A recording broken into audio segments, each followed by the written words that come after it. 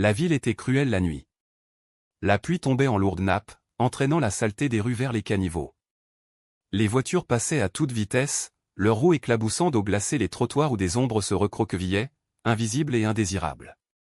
Parmi ces ombres, sous le faible vacillement d'un réverbère brisé, était assise une jeune fille. Elle s'appelait Amara. Elle ne se souvenait plus de la dernière fois qu'elle avait mangé un vrai repas. Son corps était devenu mince, ses joues creuses, ses lèvres fendillées par le froid et la soif. Mais rien de cela n'importait comparé au fragile paquet qu'elle serrait contre sa poitrine.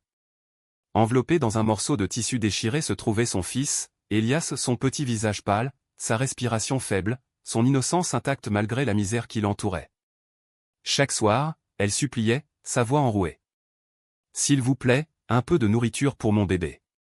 Juste un peu de lait. » Mais la foule avançait comme une rivière de pierre. Les hommes en costume accéléraient le pas.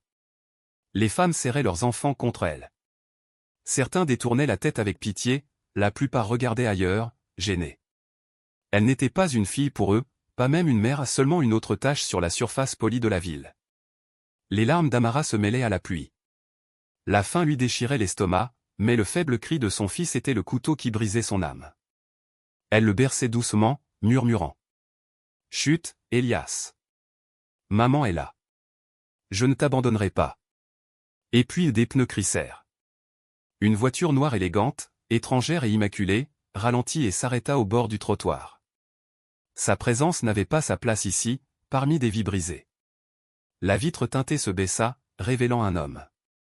Ses yeux étaient aiguisés comme l'acier, sa mâchoire ferme, son aura indéniable. Le pouvoir émanait de lui, ce genre de pouvoir qui n'avait pas besoin d'être dit. C'était Alexander King, le nom des magazines, l'homme qui dirigeait des entreprises comme des empires. On disait qu'il était impitoyable en affaires, sans merci avec ses rivaux, intouchable dans sa richesse. Et pourtant, pour des raisons qu'elle ne pouvait comprendre, il la fixait. La pluie martelait son manteau taillé sur mesure lorsqu'il sortit. Ses chaussures coûteuses s'enfoncèrent dans l'eau sale, mais il ne broncha pas. Il s'approcha, chaque pas imposant le silence, jusqu'à se tenir au-dessus d'elle. Le corps d'Amara trembla. Elle serra Elias plus fort contre sa poitrine, terrifiée que cet étranger ne le lui enlève.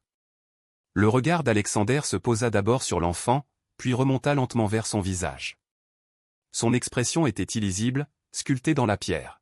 « Comment t'appelles-tu » Sa voix était basse, profonde, presque dangereuse. Elle déglutit, la gorge sèche. « À Amara, et voici mon fils, Elias. » Pendant un long moment, il ne dit rien. Le bruit de la ville sembla s'éteindre. Puis, dans un geste si inattendu qu'il paraissait irréel, Alexander enleva son lourd manteau et le posa sur ses épaules tremblantes. La chaleur l'enveloppa comme un bouclier, et les larmes lui montèrent aussitôt aux yeux. Ses lèvres tremblèrent. « Pourquoi m'aidez-vous ? Les gens comme vous ne voient même pas les gens comme moi. » Ses yeux se plissèrent, mais sa voix resta ferme. « Je ne me répète pas, lève-toi. » Amara hésita. Son instinct criait la prudence, les hommes riches ne donnaient jamais sans raison. Mais le froid glacial, la faim creuse dans son ventre, et la respiration fragile de son bébé ne lui laissèrent aucun choix. Les jambes tremblantes, elle se leva. En quelques minutes, elle se retrouva dans sa voiture, les sièges de cuir trop doux, trop propres, trop irréels contre ses vêtements déchirés. Elias remua contre sa poitrine puis se rendormit, son petit corps enfin réchauffé. La voiture glissait dans la ville, passant devant des tours scintillantes qu'Amara n'avait vues qu'au loin. Elle posa son front contre la vitre, murmurant. « Seigneur, je vous en prie, qu'il ne soit pas cruel comme les autres.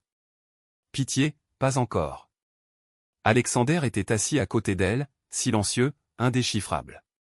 Ses yeux ne s'attardaient jamais longtemps, mais elle sentait sa présence, lourde et inébranlable. Ce n'était pas un homme habitué à s'expliquer, c'était un homme qu'on obéissait. Finalement, la voiture s'arrêta devant d'imposantes grilles de fer. Elles s'ouvrirent dans un léger bourdonnement, révélant un manoir de verre, de pierre et de lumière. Il s'élevait tel un château contre le ciel nocturne, entouré de jardins intacts malgré la tempête. Le souffle d'Amara se coupa. Elle n'avait jamais vu une telle richesse ni dans les films, ni dans les magazines. À l'intérieur, chaleur et silence l'enveloppèrent. Le marbre brillait sous des lustres étincelants. Les murs s'élevaient haut, décorée d'œuvres d'art valant plus qu'elle ne pouvait imaginer. Tout criait une vie à laquelle elle ne pourrait jamais appartenir. Et pourtant, elle était là, dégoulinante d'eau sur le sol parfait, tenant son enfant endormi tandis que les domestiques baissaient les yeux, choqués. Préparez une chambre, ordonna Alexander sans regarder personne. Sa voix portait une finalité absolue. Le majordome acquiesça, s'inclinant rapidement avant de se hâter. Amara serra Elias plus fort. Elle ne savait pas si elle avait été sauvée, ou si elle venait d'entrer dans une nouvelle sorte de prison. Cette nuit-là, elle s'allongea sur un lit si doux qu'il semblait être un nuage. Elias dormait paisiblement à ses côtés pour la première fois depuis des semaines. Mais les yeux d'Amara restèrent ouverts, son cœur inquiet. Pourquoi un homme comme Alexander King l'avait-il choisi? Et quel prix devrait-elle payer pour sa miséricorde? Les jours qui suivirent ne ressemblaient à rien de ce qu'Amara avait jamais vécu. Chaque matin, la lumière du soleil entrait par les immenses fenêtres de